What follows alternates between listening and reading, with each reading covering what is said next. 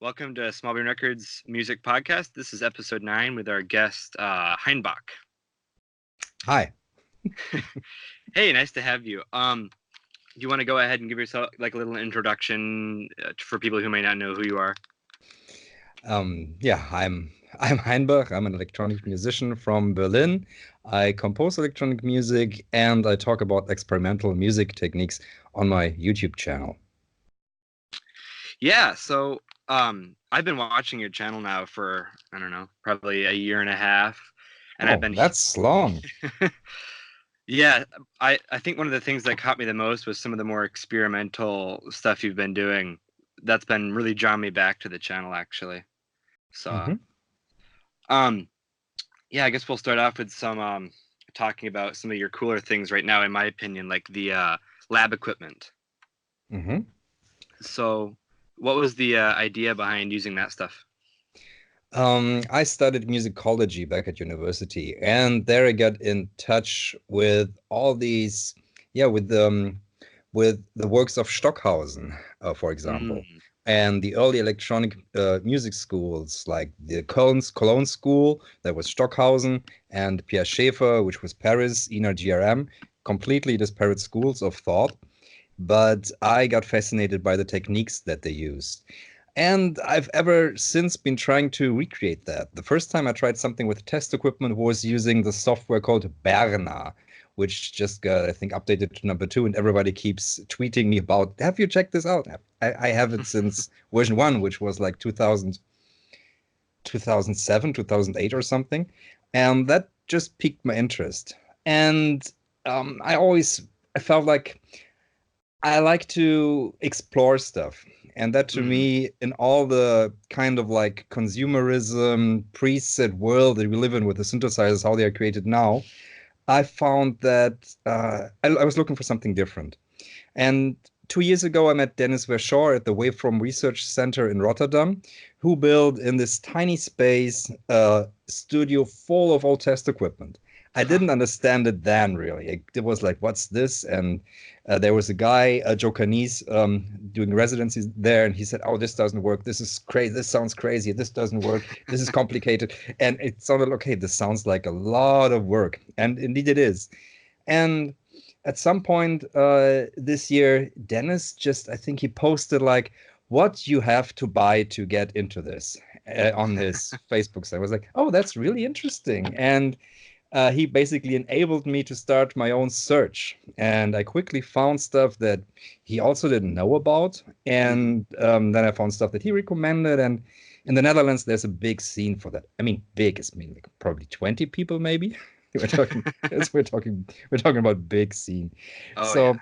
I got and similar to the way that my modular Eurorack synthesizer expanded, this has expanded exponentially because everything is really cheap. Most of the things. There's some things that are expensive, but most of these things, they cost $30, $40, $50 or euros, and but they only come up once. So when you see them, you have to get them. There's no second chance. Or maybe there might be, but that might be a half a year off or a year.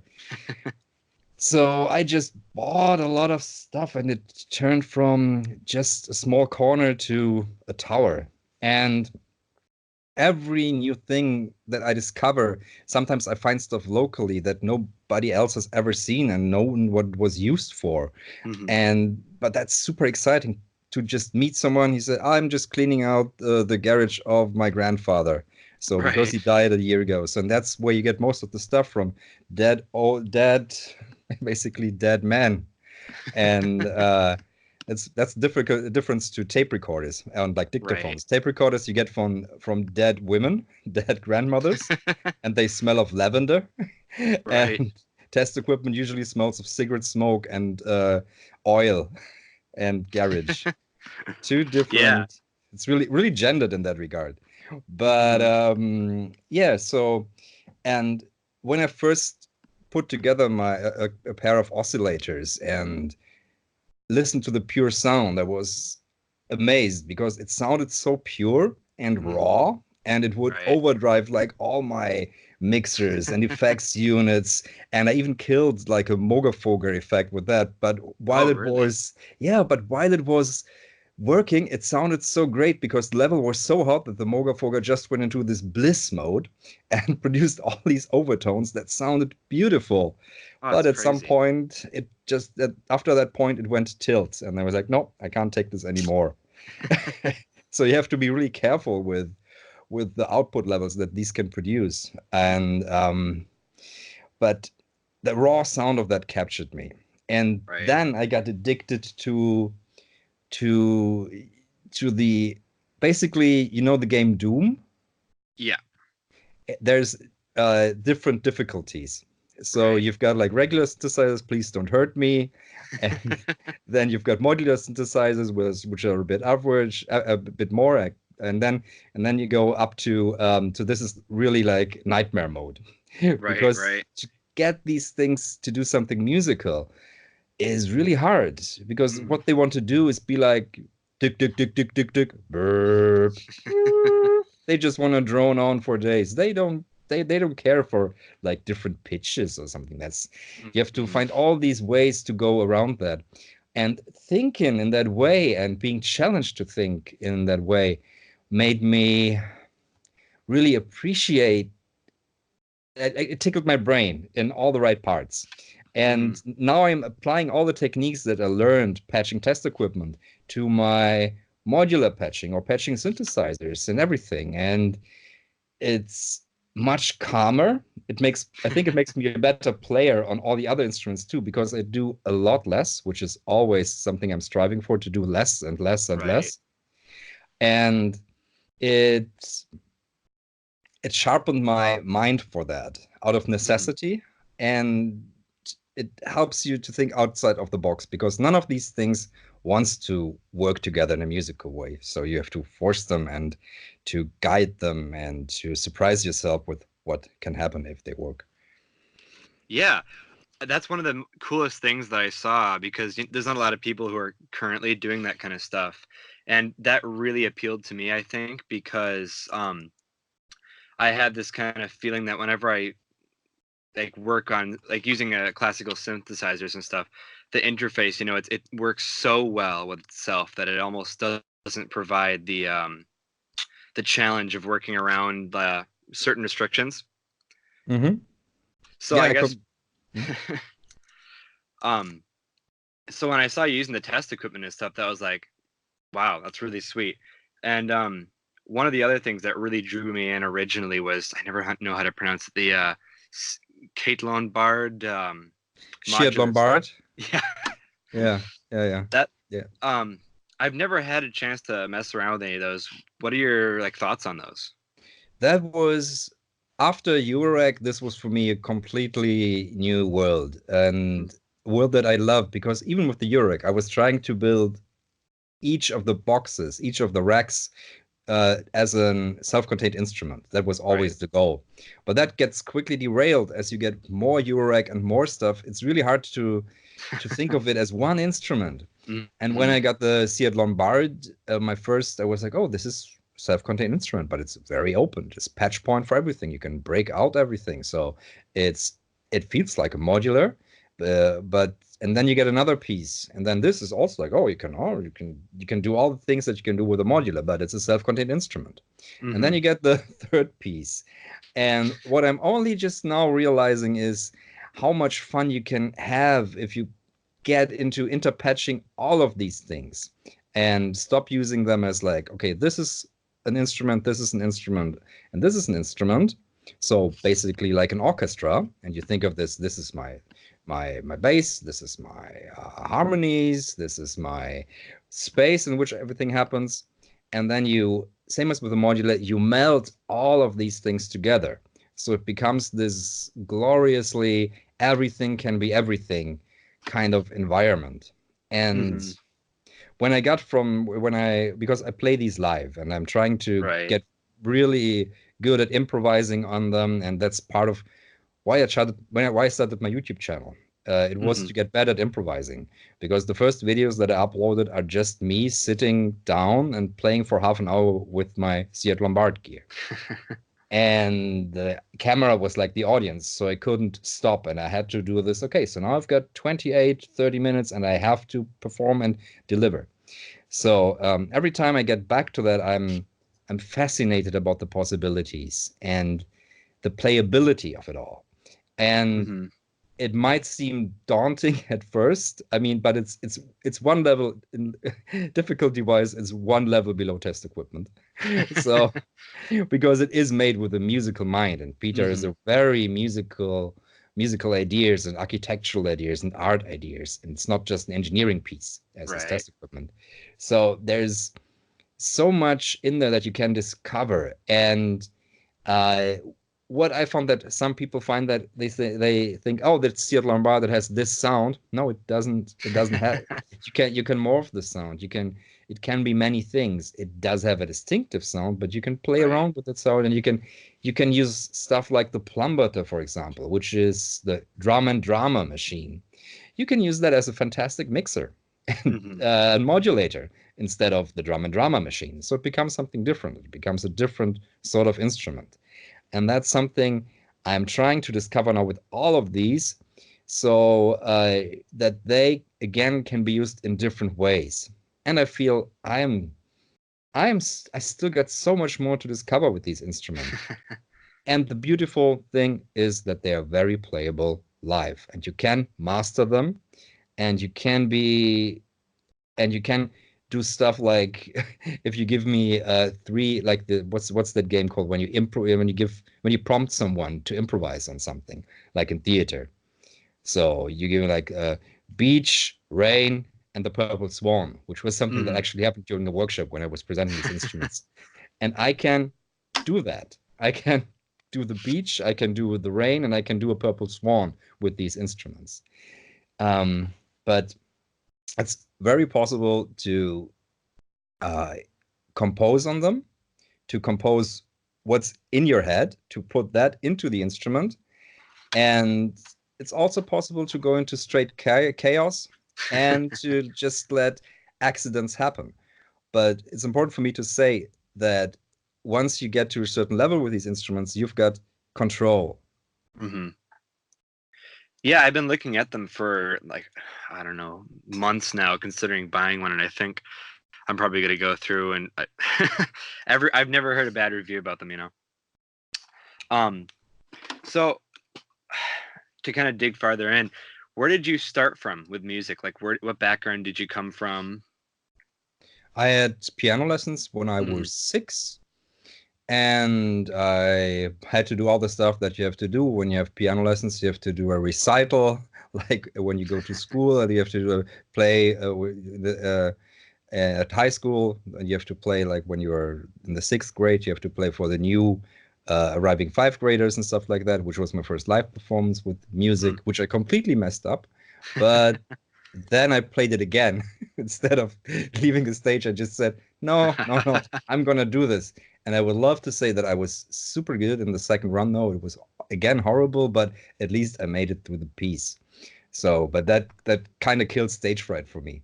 But then I played a lot of game music. I recorded game music from Amiga games to tape, gave that to my piano teacher, and had her transcribe it on notes. So I did that. Oh, okay. And then at age 15, I got asked, do you want to play in the band that me and my sister are doing? And I said, oh, okay, what are you doing? Yeah, psychedelic rock. And and I joined the psychedelic rock band in the Black Forest, like in a small town. And we played music in the basement. And when I first played live with that band, and the first time was with the keyboard, everything on stage, it transformed me. And that was age 15. And I said, I just want to do everything that I can get this feeling of being on stage, playing music. That is what I want for the rest of my life. And I've been trying to do that since. And I got bands, and I do a lot of composing work. And the goal was always to make music, to make more music. I like that. Yeah. Actually, I just played my first live show 2 weeks ago. Mm-hmm. How was So it? it was fantastic. I Oh. I turned it half into a talk actually. So halfway through I started talking to the audience about um like the history of the synthesizers, which they surprisingly were not bored, so that was good. But There's yeah. a tradition here in Germany, Oh, really? like it's called Gesprächskonzerte. Hmm. It's concerts where you talk about what you're doing, about the instruments and stuff. That's something that Andreas Schneider, who basically is one of the main promoters of modular instruments in Europe, is very strongly about to do these Gesprächskonzerte. Have composers, have musicians play, and then engage in a talk, have them play more, and then do a talk. So it becomes something that can Much be more intimate. explained. So it loses the black box, the black box that these modern electronic instruments, or like not even modern, old electronic instruments can be. Yeah, I'll have to check that out for some more. So yeah, I've been playing piano since I was 6 also, actually, so I completely get where you're coming from about that stuff. Mhm. What do you think it was that made you want to start doing like electronic music specifically? Oh, that is something that started really um, early because the thing that I had, the first thing that I bought for the band was this secondhand Yamaha Entertainer keyboard with all the presets, but it had one good organ sound. And I Ooh. started looking for better sounds, and I didn't Hmm. have any money, and because I was a student, so I checked out radio, and Hmm. I turned the radio to the far left, and then there's all these FM frequencies and noises, and that was my first synthesizer basically that I could afford. And then I used that and the piano and the tape recorder. So I had a piano playing on the right hand. I had a pattern I had pre-programmed into the keyboard running, and then I had the tape like the radio going and was morphing that and introducing white noise. And then I was recording everything straight to a small cassette player. That was really early on when I started out with the band to uh, yeah, just to add more sounds. So, and Hmm. that's pretty similar to what I'm doing now, actually. But yeah, but really raw in that sense. And then, of course, I was as I mentioned before, I was also playing computer games, and on the Hmm. computers there was stuff like on Amiga, there were trackers, and Oh, okay. I used trackers before a bit for fun, and then there was this program called Cool Edit 69. Hmm. That was an amazing audio editor where you could synthesize tones, and you could have effects, and you could have cut up vocals, cut up lyrics, cut up everything, record something. And basically it's an editing, it's one of the best editing suits that I still know. Hmm. And uh, I use that to create music and sometimes get around school assignments because there were books that I really hated. There's Effie Briest. I don't know what's the English name of that. I hated that book by Thomas Mann, and I didn't want to read it. So I kind of skimmed through it and then created a musical piece instead of like an essay about the book where I contrasted the hymn of Prussia, Prussian's Glory, like a military march with Hmm. a gentle piano melody, and then the two faded into each other and crossed over and distorted and broke apart the gentle piano melody. So that was how I got out reading that book by creating an art piece. So Yeah, that's awesome. Um, that a lot of American teachers usually won't accept that. I was lucky in that regard. We had a very good German teacher. Yeah, he was really open to all this stuff. So Hmm. yeah. Yeah, I think it's awesome. I really think that people should grow up, especially people who are interested in music, with an environment that allows people to, do more expressive compositions and things like that, you know? Hmm. Yeah, that's super nice. I mean, back in the day, the only like minds that I could find was John Peel on the radio. So I would listen to John Peel, and the first time I heard it was like, this sounds like bombs are dropping in a bunker. It was some noise ambient track, dark, and I was like, this music? What is this? I've never heard of this. And I tried to find out, but which was really hard because there was no internet. You had to call the small radio station that was running recorded tapes from his show, and you would never reach the people that would like play that show. So it was never a track list or anything. So uh, it was hard to get to stuff. It got a little better when something like World of Music came around. No, when MTV came around, and they had some of these really good music shows that were on late at night. Alternative Nation, I think, and another one more indie orientated. And there was actually some good music programming in there. And yeah, I discovered a lot of stuff through that, like Aphex Twin, of course, which was mind-blowing. And so, yeah. But it was hard. What I'm getting is, like, it was super hard to reach anyone with that. And I was really alone, like, in this lush Black Forest village, like the area with the kind of music that I was doing. So part of what I'm doing now is trying to create communities and to talk about these techniques to make them more mainstream, or like not mainstream, but make them more known, maybe, you know? Right. So to get people that are interested in that together and make it something, look, this is how you do it. It's something that can be open. Try it, explore. It doesn't have to be all this formulated marketing bullshit that you get thrown at all the time. Try something and enjoy.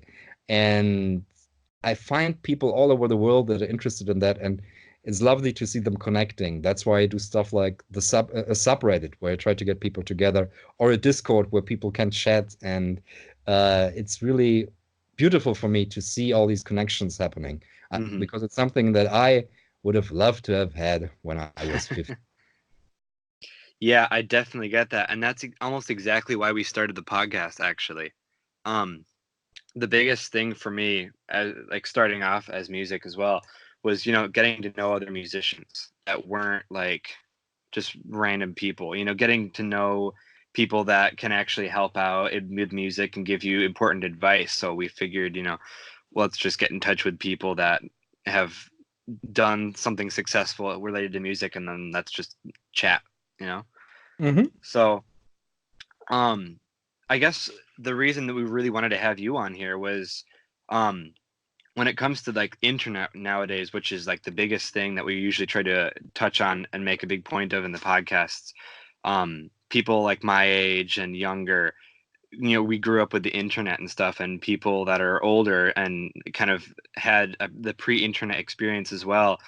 There's always such a distinct difference,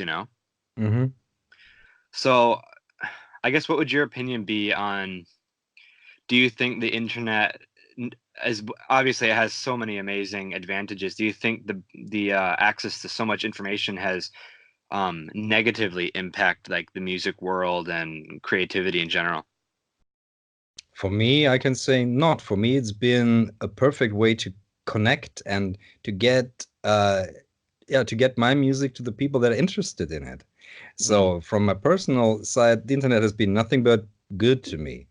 And it's I wouldn't say that it impacts creativity, because I think it enlarges creativity, because more people can make music now and can distribute it and can put it on SoundCloud and can put it on even like Spotify and everything for just a small fee. All the gatekeeping is gone that used to block you in the past. And you have to find all the new ways to get heard, of course, which is as difficult back then as it today as it was back then.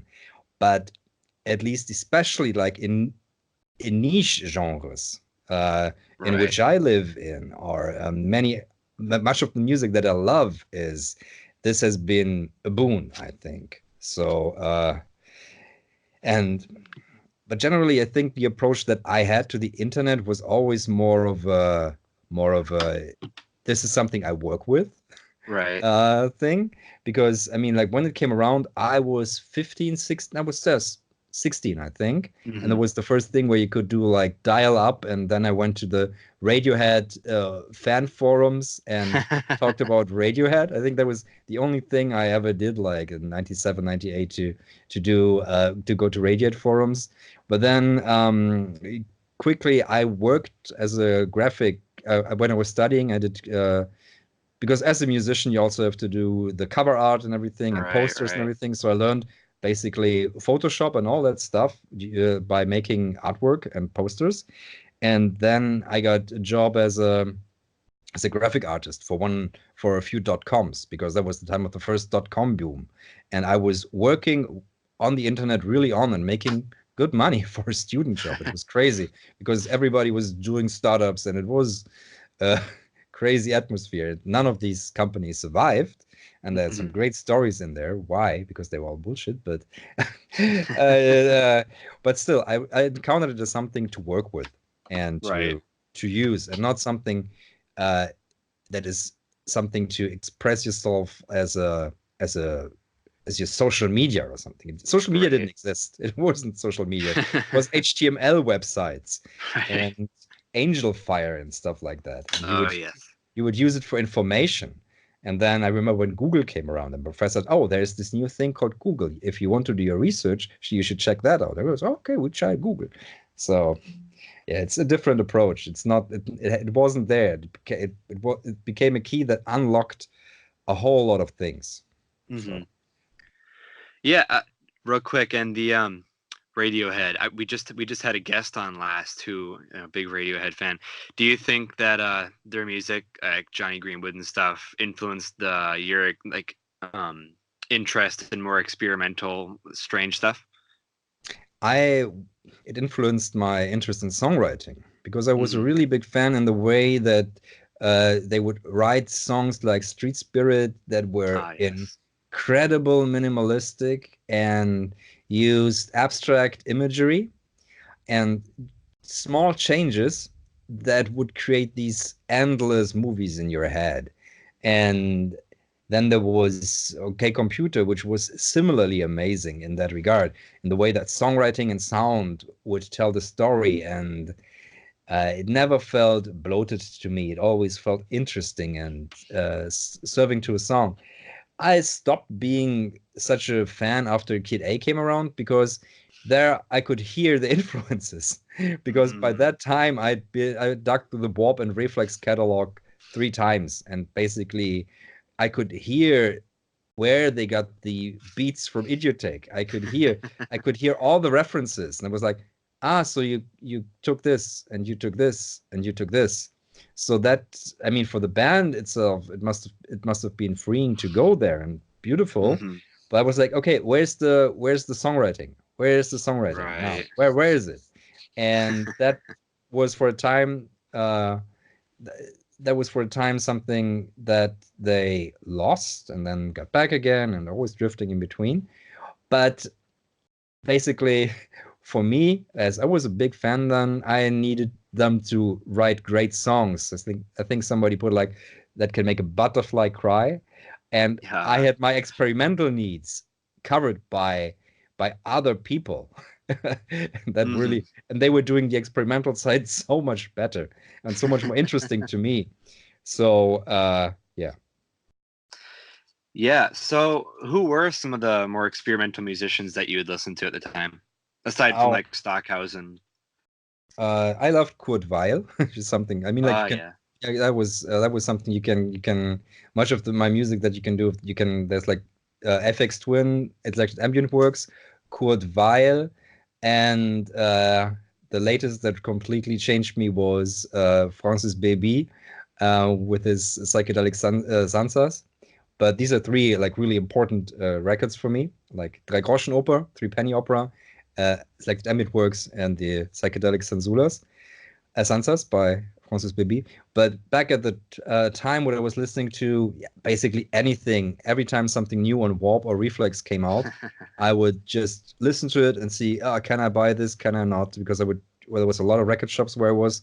I'd moved to Hamburg by that point, and I could just, get all this beautiful music and, and of course, Autica was there, Ah, and yes. there was like a direct connection. Autica beats, and then listening to Idiotech. That was like, Right. okay, this is Autica. This is Autica with someone singing over that. So, but that's the same thing and the same sound. And yeah, but that's maybe that's also something about like when you grow up a bit and you hear a band and you think this is all new, this is new, this is the newest thing ever, and then you hear all their influences Right. at some point, and and you put it all into context because there's nothing new, everything has a context. Hmm. It becomes a bit, what's it called, disillusionment, Right. Right. but then you learn to appreciate that Hmm. and to appreciate the continuum in which we all are. So yeah. Yeah. Pansonic, of course. Pansonic. I have to mention Pansonic. Really important. Sonic. Yeah. Okay. So, um, were there any, I guess, milestones from when you started making music, like when you were 15 to where you're at now? Was there any big moments that you were like, wow, okay, it's really going somewhere sweet, you know? I mean, I was generally happy to be able to live from purely music when I was, let me, well, that was when I was purely, that was like 2008. So 10 years ago, I was able to live only from music. Didn't have to do any other jobs. That was like the the most amazing point for me because I had studied and worked during studies, and then I had worked a bit but then composing work at the same time that I was at a job working. I got my first composing gigs for theater, and that went so well that I could concentrate on making only music, and Hmm. that was one of the biggest changes for me, and to not have to go to an office, to not have to talk to customers, to not have to write copy for an ad or something, to not have to do something, basically to sell stuff. And theater is beautiful in regards that in Germany at least, that it's very free, it's very political, it's it's an exciting playground. It allows you a lot of freedom. I could try out so much stuff there already Hmm. that I couldn't have tried out any other way and get paid for that. And that was one of the biggest milestones. And of course, like touring with a band, to getting playing a summer festival tour, because I was in the wave pop band, like all during university and a few years after, and we did festivals, and that was amazing for me to do a festival tour. But for me, I think the most magical time is now, because Yeah. it's the first time, that feeling when you're with what you do in the right time at the right place. I Hmm. didn't know that feeling. I didn't know it for a long time. I was always the odd one out. But now with what I'm doing, it's it's just multiplying all the time, and I can do all these exciting things, and don't have to worry about too much about like when the next paycheck comes in or something, or when the Right. next I don't have to do right now. I don't have to do. I used to do also like media music, B2B Right. stuff, and that's something I don't have to do now, because there's so much support on Patreon, for example, Hmm. which now enables me to start thinking about like doing travels and visiting places that I wouldn't have thought of going, because this support that I get there enables me to try out new stuff and basically finances new new and exciting things, so that I want to Right. try. That's something I'm really going to start and work further on this year. Hmm. So, and yeah, Yeah. biggest, Huh? What were you gonna say? just biggest milestone is now, I think. Yeah, I think also that I've think about this a lot, that when a musician really is able to dedicate their life to their music and not have to really worry about, oh, how am I going to have a job and blah blah blah. I've The transformation of their actual music, that's really interesting to me. Like, did you notice a distinct change or like an increase in it called, quality or whatever, being able to work on just music and not have to worry about paychecks and all of that? I noticed, of course, when I first started the composition. Mm-hmm. Sorry, to cut that. No, yeah, definitely. The thing is, if you're every day, all you're doing is music, and maybe your taxes, because that's something you also have to do. But if that's the only focus, it will get better because you are able to spend more time on it. So, and more time equals makes you a better player. It keeps you in the flow, and you can broaden your horizon musical wise so enormously. So that is something that I've noticed as compared to I always, after university, I used to work like 3 days, and then I had 4 days for music, basically, or whatever. So after working the full day, I was usually pretty tired. So you can get 1 or 2 good hours of music in, but then it's nothing. It's done. Right. But if you've got a free day and another free day and 4 days, you can say, "No, I'm just gonna do that." That is already pretty beautiful. Yeah. And now that it's 100% Hainbach also that I'm doing. I mean, I'm scoring theater. I'm scoring like I've scored already 3 theater plays this year, and I'm working on a documentary, and I'm doing that all the time. But I've got so much time now also for my Hainbach music and what I want to do and develop. And I can justify putting more money and effort into everything because it gives me so much back. That's a definite change. I mean, the whole test equipment journey, it wouldn't have been possible before because without all the good feedback, I couldn't even have afforded that. So yeah, as cheap as it is. that's something that's oh, sorry, I stutter.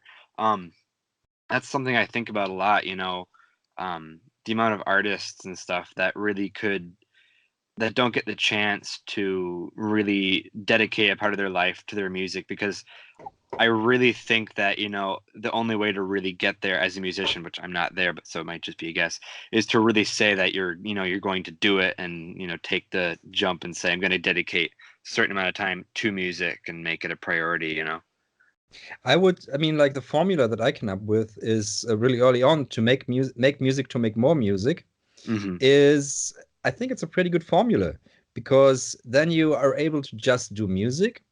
And it can be, you find all these different avenues. Someone comes around and wants to, because you could learn all these skills, like recording someone.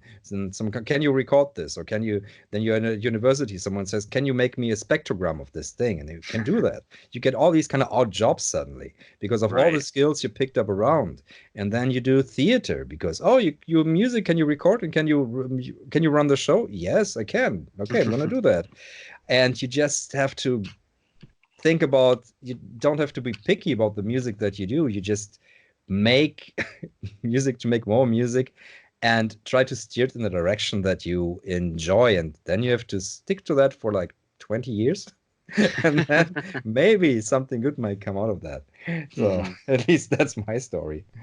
So yeah, and to be honest, out of all the people we've had on here, we've had like the co-founder of Ninja Tune and stuff, and without a doubt you have the most like concrete drive behind your music that I've heard, like make music to make more music. Yeah. So do you think that having the clear vision in mind of why you're making music is super important? Or it is totally important. It's one of the, it's like it gives you a reference point from which you can oscillate in any direction. It's and I always have this basic setting for my music, and I hope it doesn't sound too pretentious, but there's this beautiful quote by Oscar Wilde, and he said, "We're all in the gutter, but some of us are looking at the stars." That's a feeling that I can completely relate to. Like really, like I don't know, after a long night out, you collapse on the pavement, and then you look up and you're messed up, and then you see the stars and you realize something. It gives you a context of the distance between misery and beauty. And Right. that's a reference frame that I like to have philosophically underneath my music. And the next thing is I've always been into exploration. I mean, the books that fascinated me as a child were like The Great Explorers, where they talked about the Arctic and the ancient world of the Aztecs and Mayans. And that was something that was so interesting to me. And of course, then space, all these ever traveling frontiers, and to go places in music, to go to the beautiful places that even like with in any instrument, there's this point, I think, where the thing that it wants to do breaks apart and it becomes more than it it wants to do, or what it was designed for, and suddenly it sure. opens up new uncharted territories. Same as with the Mogafoga I was talking about earlier, that just went into this bliss mode and started bringing out all these beautiful overtones. Every instrument has that. The piano, if you play it fast enough, there is a world, and then you start and then you prepare it, and suddenly it's completely different instrument. And I'm always interested in these breaking points, and I try to, every time I get a new instrument or I get invited to beta test an instrument, I basically try to break it and try to find, not physically break it, but see how far I can push it, and when it starts to overtake itself and overtake the idea that the creator had. And from there's so much. That's my way of discovering new things. Right. And do you think that nature of discovering new and pushing farther, and do you think that most likely pushed you farther into like the ambient and experimental modular synth world because of like connections and there's no rule book? Exactly. There wasn't like back when the funny thing is, when I started out, modular was seen as with modular, it was seen as these bleep loop machines that would be like really noisy and annoying. And you had a few people doing live shows here in Berlin, and it was really maybe 30, 40 people, and it was that visited, and it was always really listening shows and attentive, which I really liked. But it was all experimental. It was all to its own structure. But then that kind of developed, funnily enough, it developed into wellness modular, like with the like very softly modulated ambient sounds. And that happened right at a point of time when I was kind of like, okay, modular is like a tool or just another tool. And I had stopped buying new modules and was going into a Ciat-Lonbarde world. And then all the basically pre-mutable instruments and like mutable instruments came along, and then suddenly everything became modular, became the ambient instrument, which was for me so funny because it was always a source of raw rhythms and tones and powerful stuff to me, and suddenly it got pushed through all the visual imagery, of course, also in YouTube and Instagram, to be this plucky technological thing that would harmonate perfectly well with the potted plant and drift into beautiful worlds. And I mean, there's artists that I love, like R. Benny and Brian Knoll, Lightbath, which I really enjoy. And but it has become this meme of ambient rings into clouds, plingy plongy stuff. That's really crazy because modular used to be unpleasant. It used to be raw and yeah, you would find it like in techno, in hard techno. You would find in Berlin here, you would find modular a lot, and that was like the core. And then you would have these amazing artists that would play Surge, like Rustco and stuff. Yes. And that would be and that would be, for me, that was where it came from. This pivot and the general thing of the whole thing. I mean, it's good because it gave the instrument basically a more musical value, if you want to say that, and it turned it from something very obscure into something more popular, which I'm always for. I mean, all these experimental techniques, the more popular they get and the more known they get, and instruments, the better to me. The more noise is in the charts, the more distortions, the more weird modulations, the more beautiful everything gets. And yeah. Yeah, it is pretty nuts, how popular modular synthesizers are getting. I guess the biggest thing that drew me to them, because I mean, traditionally I was on piano and stuff, was just the visual look of them. It was just nuts, Yeah. Seeing the big wall. I mean, Richard Devine to me was like seeing his big stack of them, and then because and the way I've always looked at them is, you take like a synth and then you just take out all the different individual parts and then you look at it like that. But I mean, I think that every artist, in my opinion, should at some point try to involve a modular synth, just because it makes you think in such a strange way, Definitely, because else you're playing like the patch someone else thought of and designed beautifully, turned into an instrument, and then gives to you, but it's still someone else's patch and someone else's 100%. design. And then you can, of course, live with that and play it, and you focus on different things. But I've got a special thing with keyboards and synthesizers. I don't really enjoy keyboards on synthesizers. I think they're unnecessary, and they're they're just something that you put on so people won't get frightened, and was what they used to. There's no physical need for a key to depress so low and hit something. That's absolutely no need. And I love touch interfaces, but now I kind of lost the point of your question. Yeah, me too, actually. Okay. Yeah, so to touch on that, you don't like having the keys on the keyboards then? No, because it limits the synthesizer. It puts it all like into this nicely arrayed 12-tone array, which is it again. Okay, that's what I was thinking about. It again closes the instrument up. It sets it into this preconceived concept of music is chromatic and has 12 notes per octave, and you're only allowed to use a few of these. And synthesizers, I mean, the best way, I think, to play a synthesizer is by not playing the keys. So you put it, I just look at one of my standard, I've got a few analog standards here, like enrolled in SH01.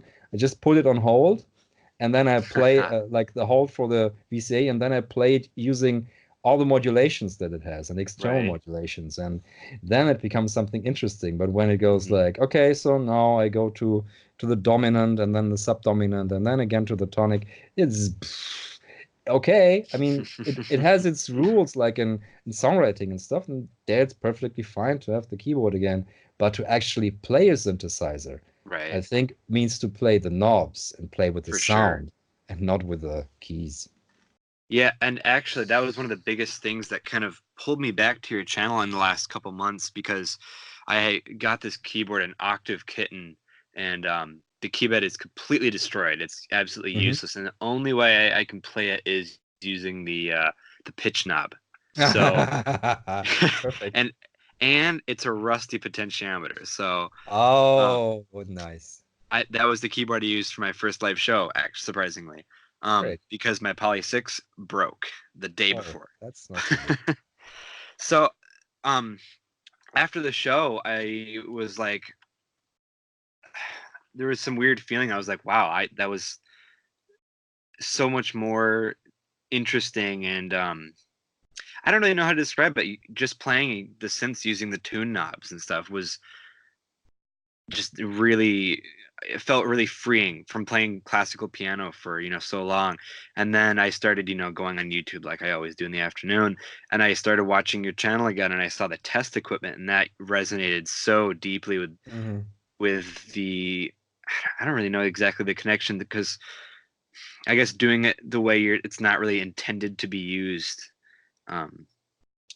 was really powerful to me, And also, the tuning is all you with that stuff. You're not like set into this quantized set. The tuning is all what you think it is. And I find that oftentimes people have like, when you just make them tune an instrument on their own, they come up with such interesting things. They come up with such interesting ideas that are not there, that are off to what standard tuning is, which is really beautiful.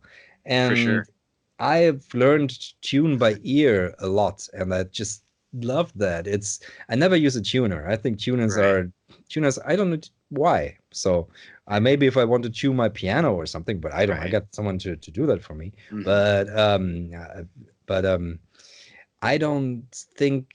I think the ear is much more exciting to tune with, and that's with the test equipment. You've got 6 oscillators, and you want them to play different pitches, and you tune them all to different pitches. That's really nice. So to do that on your own and without a tuner and without a keyboard, and it frees you. For sure. And I think there's something about that philosophy that this is all kind of tied up in. Like, what I teach a lot of people how to use Ableton, because I've been using it now for ever since I was about 6 years old in Lansing. But one of the ways that I think the coolest way to learn either tuning or pretty much anything when I'm going into music is I don't let people watch tutorials at all, especially with Ableton and really anything, because one of the coolest things for me is I put Ableton on someone's computer and then I say, all right, make a percussion drum beat or whatever. And I don't tell them how, and I don't let them look it up. And sometimes they'll come up with these super weird ways of making a drum beat, whether it's using like a sampler or some really strange way that you would never expect. And like, they have no experience, and it's just pure creativity, and that's one of the coolest things, I absolutely know what you mean. The first time I opened up Ableton Live 1 when it came out, I threw in a bunch of sounds, and then I started slowing everything down, and I got these mass of stutter effects that I knew how to get these like these granular sound kind of effects, but I could never do them like with 12 sounds at once. Right. That was such an eye-opener, and I've been converted to Ableton ever since. So because of the ease that you can mess things up in there and just go to different corners of your mind and your ideas. And I think the DAW, honestly, like, is such an amazing invention, like especially more open ones like Ableton, and I guess even Maximus P, if you would consider that a DAW. Yeah, but definitely. I think Ableton is just a Maximus P patch, right? Basically. Pretty much, yeah. My dad was like deep into the Maximus P. He knows a lot of the guys at Cycling 74 and used to teach it at U of M. So I grew up a lot with the Maximus P, always around. And I guess like when I started using Ableton, it was so open. Like, it wasn't something like GarageBand where it was like, you do this, you do this, you do this. And because there's so much there that like you don't even need to know or even ever think about, Yeah, exactly. So I guess using like Ableton in your music, what are some things that you appreciate the most about like Ableton, using it for ambient and experimental stuff? I don't use it that much anymore because now it's more like a machine. And I could probably switch to any DAW now because I mostly use them like recording, like tape recording. So but the thing that I enjoy about it, as I said, was like the way you can pitch down time, and it felt like the whole interface that it's modern. It has this heads-up display kind of look instead of like pretending to be an old tape machine or pretending to be a studio, which is to the keys on a synthesizer that I hate. I hate a photorealistic look plugin. We don't like that. Functional. I'm a plugin. I can do this. Listen, pure. I love that. I like working. One sec. I think. Let me. I'm running off a hotspot. Let me just make sure that my it's plugged in real quick. Okay, here we go. All right, we are all have to cut this out. My studio has no Wi-Fi, so I have to use a hotspot on my phone. Okay. Let me just make sure that my phone isn't going to die so we don't lose connection. There we go. So, yeah. And you're... Same as with the keys on a synthesizer. I think this whole photorealism interface, it tells you the wrong story. Everything pretends to be something else, which it's not. It hides the code. It hides it's what it is. I don't like that. I like to work with the Ableton plugins and the clean interface and the precision that I can get there. And that's something that I really enjoy when working with Ableton. That it doesn't pretend cool, that there's not many windows when I look at Cubase. It's like all the software that I started out with, and it just isn't that much. I like the ease of use, basically. For sure. So what have you... I watched the last YouTube video you put up, and like the live session, and that was... I think I've watched it probably through to the end twice now. It's, absolutely awesome. The kalimba, the finger thumb piano thing that you're using, was that in the last one, or was that an earlier one? But I think that was... I've been thinking about actually using a thumb piano for a while because they have really cool tones, but like... piano. You can't call it a thumb piano, because that's like the imperialist term for that. Because what are the instruments? Oh, this is called an it's called an ambient. It's called a kalimba. This is called karim. This is called so many things. It's called a zanza. There's so many names now. Go, but then the European said, so it's a thumb piano. And again, that makes this instrument much smaller than it is. Because then you think of it as a piano that you play with thumb, and it is this beautiful called The Soul of Mbira. It goes about how this is, especially the ones, the Mbiras, they're 3 people, a mother and a kid, and the deep notes are the dad, the middle notes are the mother, the high notes, and then you play them with thumb, with both, and your index finger on the right. And they have a conversation. So it becomes a totally different thing. Think about that. And how communicate about this conversation between different figures and their intentions compared to using... Oh, did I come through or not? You seem to be coming through better now, but in the last sentence it started breaking up. All right. Back on Ethernet. All right, yeah, I think that's much better now. Yes. Good. Cool. So, where were we? We were about not calling it thumb piano. Right. Because my bad. No, that's something it's cultural, I think. So, but one thing about that ties in with when I mentioned Francis Baby and the Psychedelic Sansa album.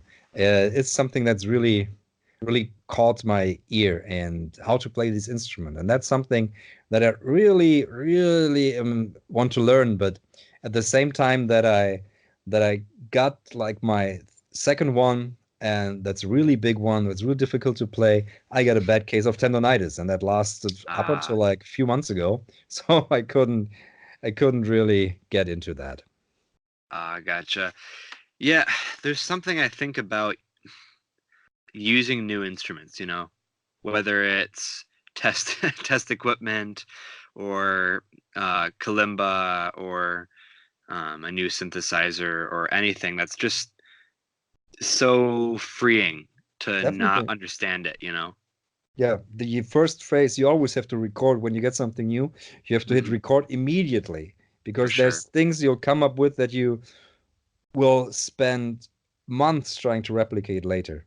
100%. That first phase is always golden. I mean, it can sound like crap, but oftentimes there's just there comes this stuff out that you definitely need to record.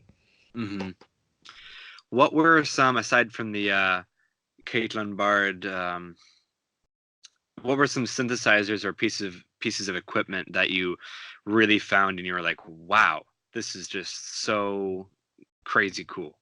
Crusher X, that was that is still a granular synthesizer that came out, I think, in the early 2000s, which is always so full featured.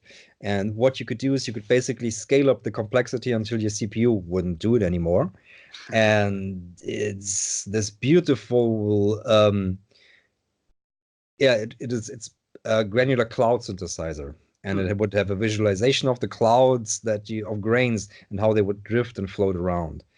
It's an amazing instrument still, and I did a whole lot of music with that. So that was really important to me. Then there's the classic Juno 60, which is just Yes. so damn useful. It's an instrument every time. It's a perfect instrument when the track is missing something. You can always use the Juno to tie it together. It will always give you something. It's not an instrument I would say it inspires me.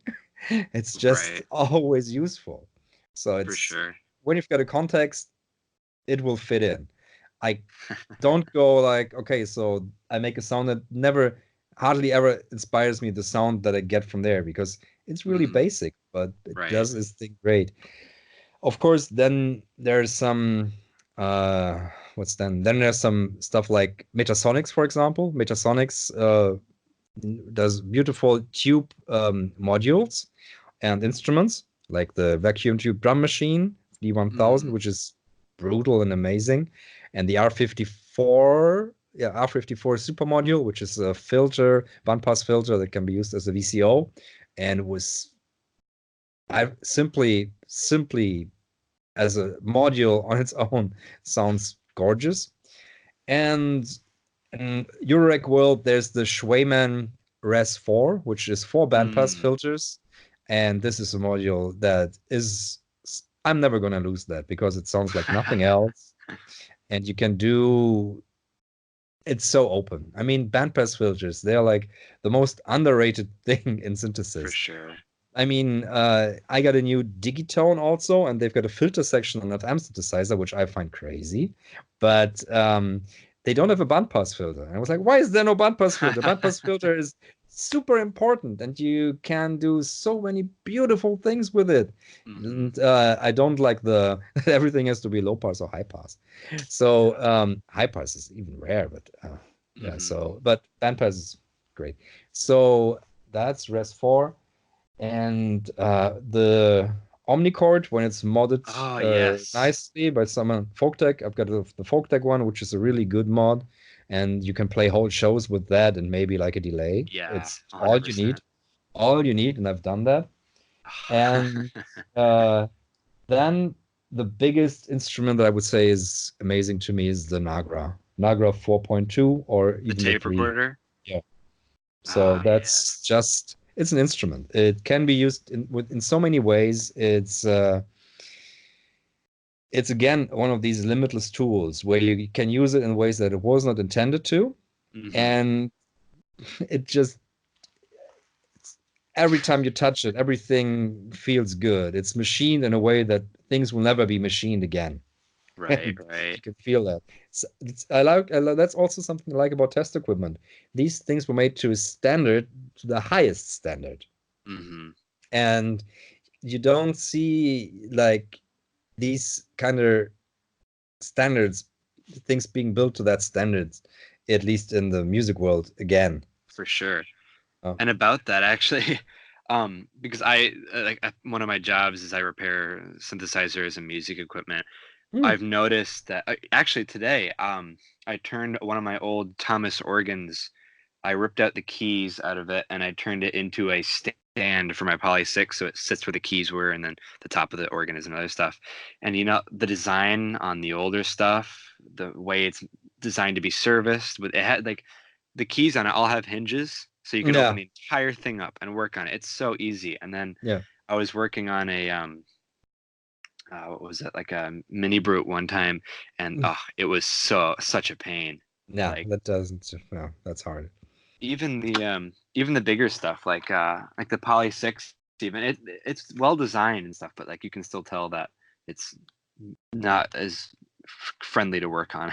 No. And then you get newer stuff. You get SMD, and that becomes really hard to service. So 100%. I have the new Behringer MS-101. I haven't opened it up yet. I'm going to be doing that in the next few days, but hopefully it won't be as SMD mount. But with modular synthesizers, do you ever like work on your own, messing around with the actual circuits, or no? Just okay. I've done some building before, but mostly kits. And I don't have a workshop space where I can actually do that.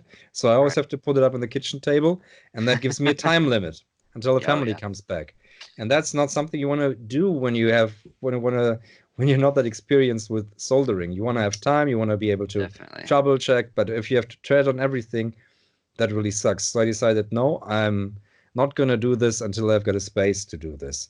And sometimes I go now, when I want to repair something, I go to like my friends' places, like Common Ground or Patch Point in Berlin, and then I ask them if I can use one of their stations and stuff like that. But I don't have much time for messing with the circuits themselves. Do you ever think like it would be really cool to like design your own synthesizer from scratch or something? Definitely. I mean, like I do a lot of beta testing, and I give a lot of feedback already to like existing manufacturers and what they're doing, and I have a little bit of influence in that regard. Right. But to do something on my own, or to design something, that would be beautiful. So. Yeah. And actually, well, I can talk about this after we stop recording. But what are some like manufacturers, or if you, aside from like Ciat-Lonbarde, that you really find that their designs and stuff are very, I don't know, not inspiring, like really, really well designed, that you use a lot?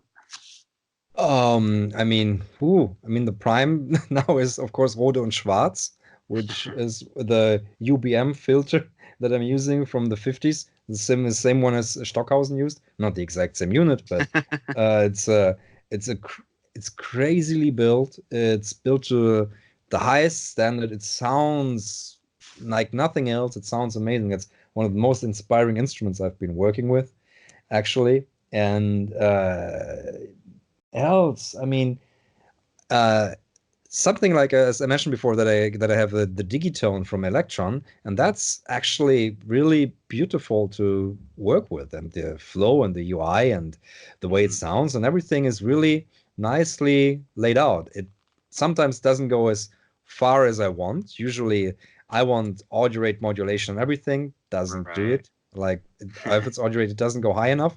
Part again, why I like test equipment, because that's so unlimited.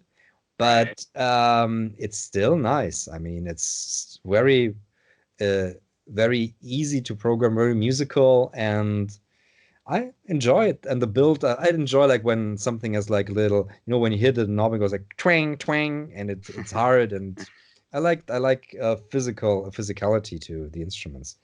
For sure. And I like toy pianos, of course. I've got a few toy pianos, and there's the Michel Zon 37 touches, 37 keys, which is one of the most beautiful toy pianos I've ever seen and played. And I think everything, like from Moog, all the Moogafogers, all these big pedals, shame that they discontinued. Those are really, really great designed instruments. For sure. And one of the things that I talk to people a lot about, not on the podcast, but more like personally, is the whole methodology of like, you don't need nice equipment to make stuff. And we'll say like the equipment isn't as important to the music production. What do you have to say about that kind of stuff? It can make life much easier to have nice equipment. I mean, even my most lo-fi tracks, they run through A-Design preamps, so nice transformers. They are oftentimes recorded either on a Telefunken M15 tape machine, which gives it like an automatical mixing thing. It rounds out everything nicely.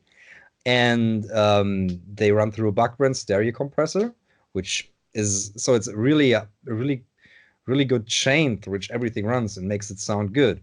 And that takes away time that I would else have spent mixing, and makes me concentrate more on the music, because I know once this hits the tape at a certain level, it will sound great.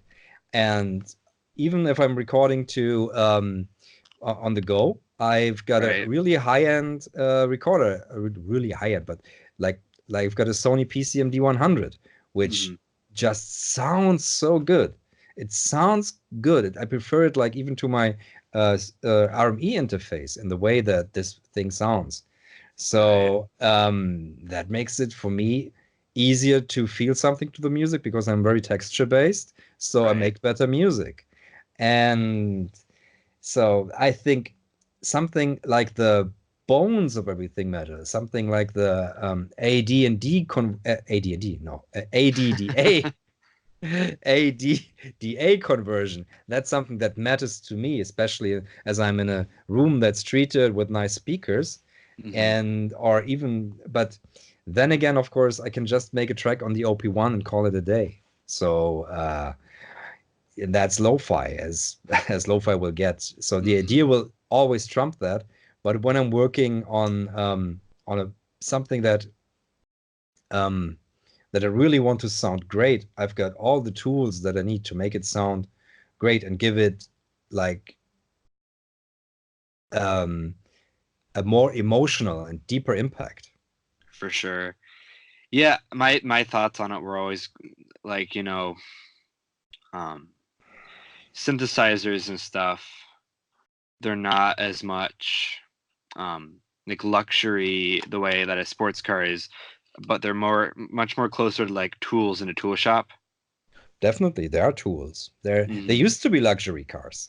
Yeah. They used to be as expensive as those. They used to be Yeah. definite in that compartment, and only the richest of the rich or universities or something could afford them. Hmm. But now they're really a common commodity. But I wouldn't worry like about the sound of the synthesizer so much, as long as the sound is more important that it touches you. So what I Right. was talking about is like production value that you're adding. And production value is something that comes from mixing. But let me tell you, I often mix like on cheap 15 € headphones and Hmm. record my music with something like that. And then in the end, I just use Ableton equalizer and some limiter, and then it's done. Because at some point, you know your tools and what you can do and what you're trying to achieve and what you want to achieve with the tools that you use. So you're For not going to sure. try to make like a Berghain already techno track on the OP1. I'm not going to. That would be like, that would be a bit, that would be an uphill battle at least. Yeah. So, but something really emotional and touching is really easy to do on with just a dictaphone, an organelle, or j any piano you find on the street. Right. So you can touch emotions more easily.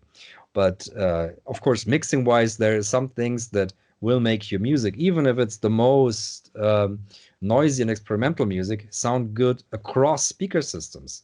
And that's something basically technically that you want, I think. You want Hmm. your music to not sound only good on your gear, or but you want it to sound good, or at least maybe not call it good, but get the necessary information over Right. on every speaker system. And a producer that I worked with, he used to call it with the German word Lesbarkeit, which means readability. Can you read the signal? Can you Hmm. see it in front of your eyes? What is it? Can you understand it? And that's a concept that I really like in mixing, for example, readability. And yeah. Yeah, about that, I've noticed actually recently, because I drive with my girlfriend a lot, and her car has horrendously bad speakers that are completely blown. Hmm. And I've noticed that like pop music sounds amazing on them, whereas Radiohead sounds horrible. Hmm. And Yeah. you go ahead. No, that's because Radiohead is also a level of noise in them that Mhm. makes it difficult, that when the system is already noisy and you add distortion upon distortion, For you know? sure. So and that will like overblow it, while most pop music is produced so sparse when you're talking about really the top of the charts that it has almost a test tone quality in some regards. So so that will, it's easier to punch through. And I mean, the best test in any car and in anything you go, like the music that will always work is like Bob Marley records. Bob Marley records, Indonesia, like in these tiny little cars that they have with the blown up bad sound systems or tiny radio there. This sounds great all over the world in any sound system. So about earlier you're saying like with the emotional connection and stuff, why do you think you make music? Not why do you think you make it? Why do you release it? Because I feel music is an act of communication, and I used to be really, I don't talk about my emotions kind of guy, which I've changed, but I used to talk about the most important emotional stuff for me in my music. So I wanted people to hear it, so they would know how I am and how I feel. But I think music is only really happening if it's heard. It's when there's no one there to listen to it, it's a bit empty, because you want to get the air vibrating, and it's all waves, and you want those waves to touch eardrums. And if that's not happening, it becomes kind of sad. I mean, you can do sheet music and people can read it, but then you still need someone to read it. So I like releasing music to get it out to people and find new audiences and connect with people. Basically, for me, music is connection, and then there was a beautiful time, for example, on my YouTube channel when it wasn't that big. It was below 10,000 subscribers, and not that it's super big now, but it was below 10,000. But people writing poetry, basically. The comments were poetry. People were writing what they felt to the music and what space it put them in, and it was beautiful to see. And that was a really amazing time that lasted about 2-3 months. And then more people came in, and it all got shut down by, I don't know, too many people there. And suddenly the small community of people sharing their innermost ideas and poetry got lost. But that was like an ideal situation for me, because I could hear what the abstract music that I do evoked in people. Yeah, that's really awesome. Yeah. That's really cool, actually. Yeah, that's actually really beautiful. Yeah. That must have been a really crazy, awesome feeling, though. It was super. That was almost feel like pen pals, or like, I don't know. It felt like a poet's corner or something. I don't know. Right. It was a rare thing, and it won't come again. I don't think. Now it's done. It was a beautiful point in time. Where do you think your music comes from? I mean, obviously it comes from like where you're making it, but like what we talk about a lot, me and my friend, is the concept of like music comes from somewhere else, like wherever it is, and like what's your thoughts about that? Like, where do you think music comes from? Like, what makes it different than just like noise? It comes from everything I've listened to before, and that comes from everything I'm searching for. That's the straight philosophical answer for me. But to give you like, your question was almost about was something different. What makes it different from noise, just noise? That's, I mean, there's many, there's like a whole, I love the concepts of, I'm drawing a blank, crazy. 433, American composer, made first money by winning an Italian game show about mushrooms. John Cage. exactly. Oh, yeah. Okay. So John Cage, I love the concepts about what he considers music and performance and all of that. So to I think with music there's some to make music from noise. There has to be some kind of rule implemented, even if that rule can be aleatoric or randomized in itself. And there has to be a listener to receive it. That's basically the bare minimum of what music is, I think. Yeah, that's a really good way to think about it, actually. Um, Funny enough, I have a John Cage cassette right here on my desk. Nice. um,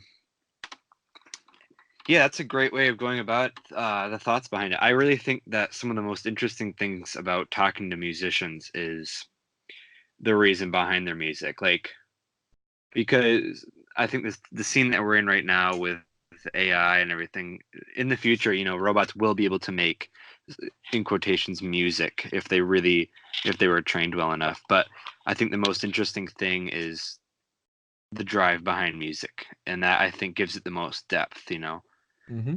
I agree. I can What only do agree you to that. Hmm? what would you say if you could, in one sentence or two, kind of, what would you want your people to say about you in the future? Like, um, oh, Hainbach, yeah, he, like, what would you want to be known for if you could pick anything? Uh,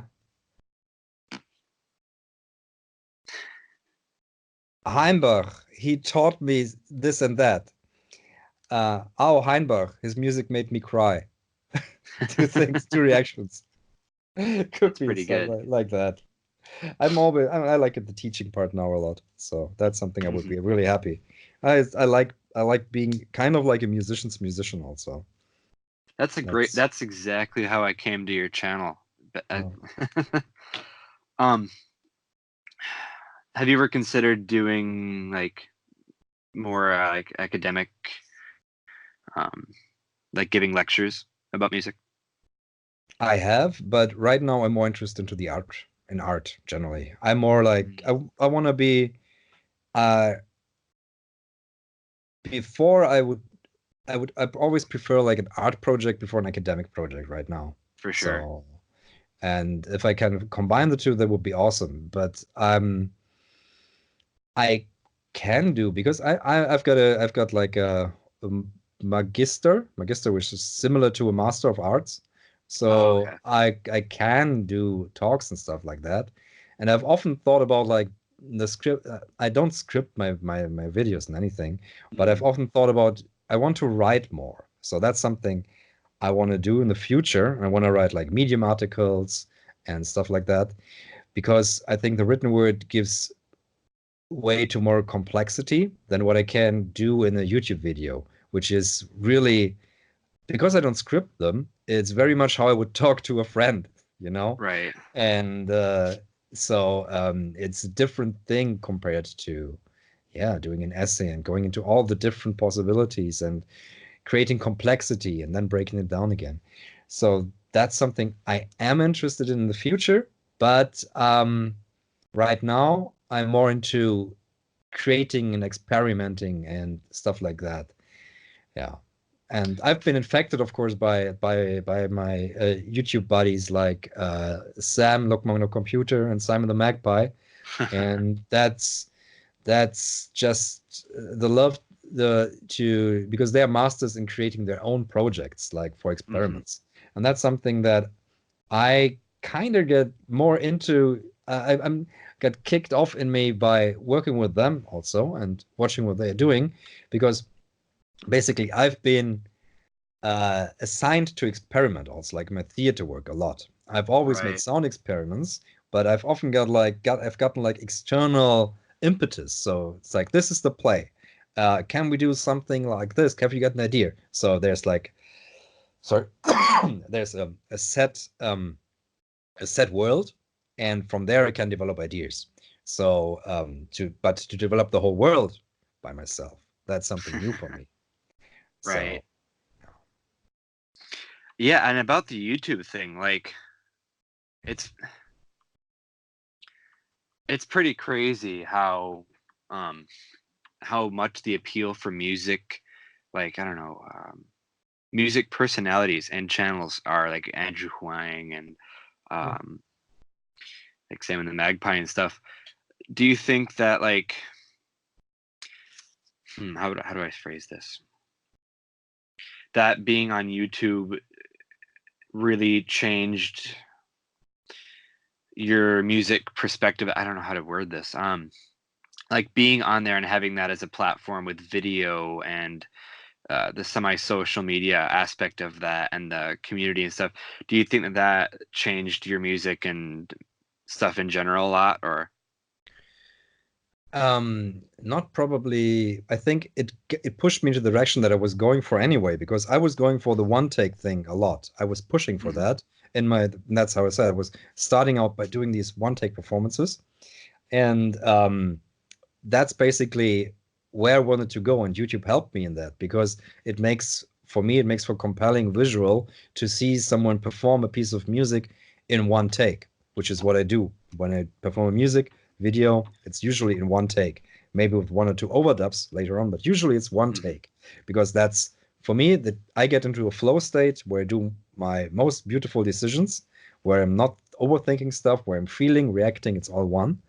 And YouTube supports that and the format of these kind of live videos, at least the form that I chose.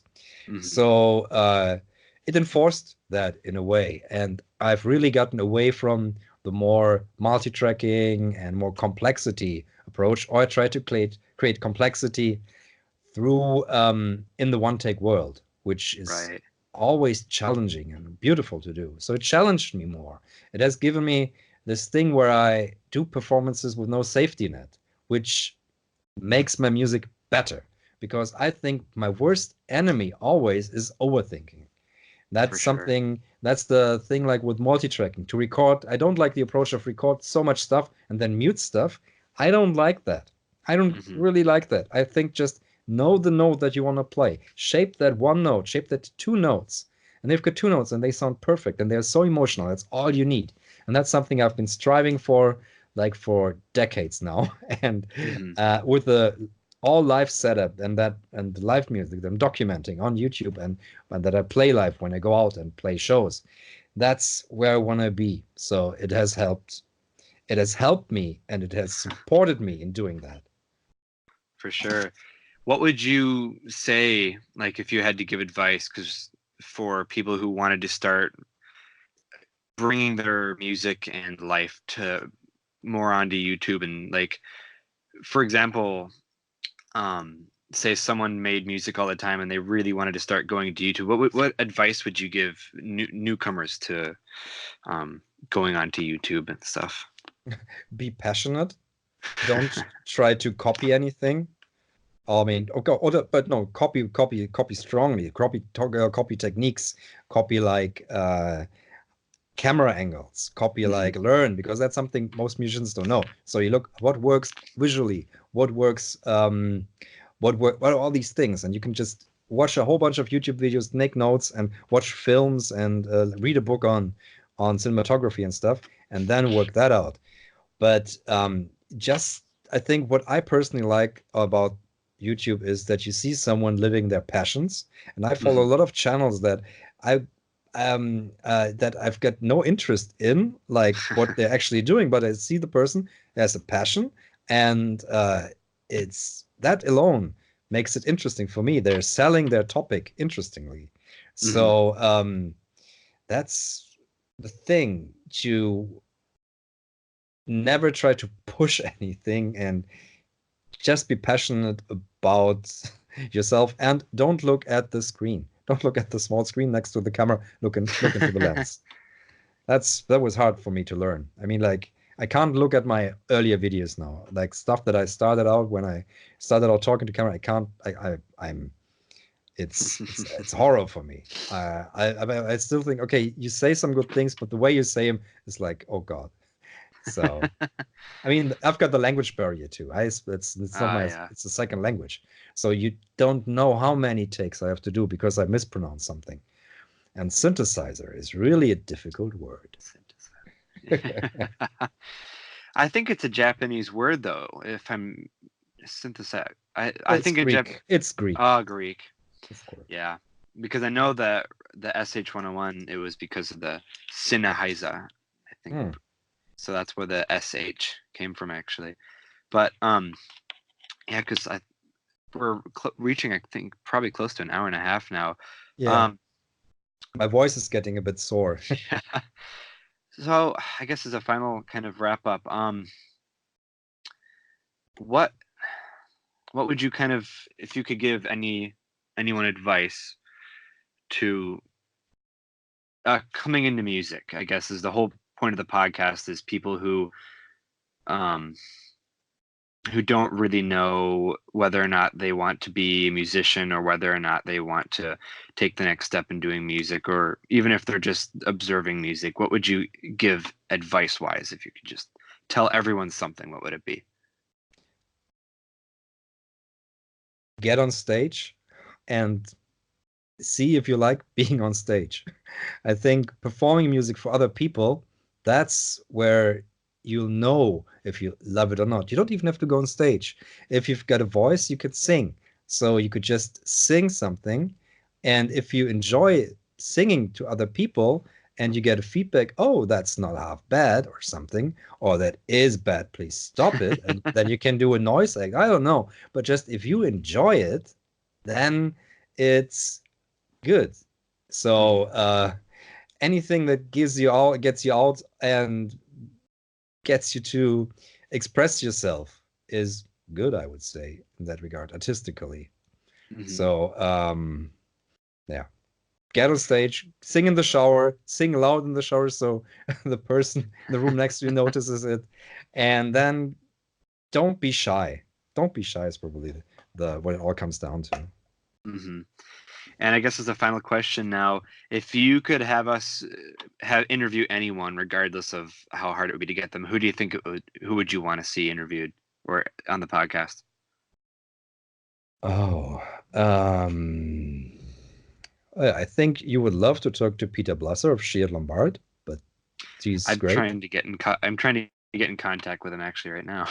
Oh, perfect. He's super interesting. You can really go deep, and it's beautiful. Sweet. Yeah, we'll have to do that for sure then. Mm-hmm.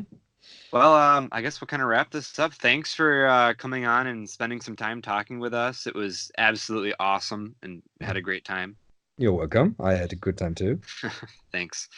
So this was Hainbach. This was our 9th episode of the podcast. Feel free to check out the links in the description. We'll have links to Hainbach's Patreon, all of this music, all that good stuff. And feel free to like and subscribe and check out both of our stuff.